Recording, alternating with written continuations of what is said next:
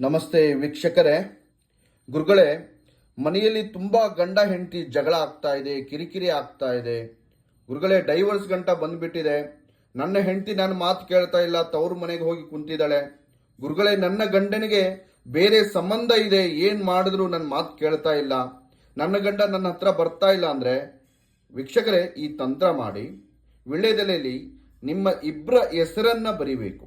ಬರೆದು ವೀಕ್ಷಕರೇ, ವಶಂ ವಶಂ ವಶಂ ಅಂತ 3 ಸಲ ಆ ವಿಳ್ಯದೆಲೆಯಲ್ಲಿ ಬರೆದು ಒಂದು ಲವಂಗವನ್ನು ತಗೊಂಡು ಮಡಚಿಬಿಟ್ಟು, ವಿಳ್ಯದೆಲೆ ಮಡಚಿಬಿಟ್ಟು ಅದಕ್ಕೆ ಚುಚ್ಚಿ ವೀಕ್ಷಕರೇ, ಒಂದು ಮಣ್ಣಿನ ಕುಡಿಕೆ ತಗೊಂಡು ಅದರಲ್ಲಿ ಹಾಕಿ ವೀಕ್ಷಕರೇ, ಹಾಕಿಬಿಟ್ಟು 2 ಅರಿಶಿಣದ ಕೊಂಬನ್ನು ತಗೊಳ್ಳಿ.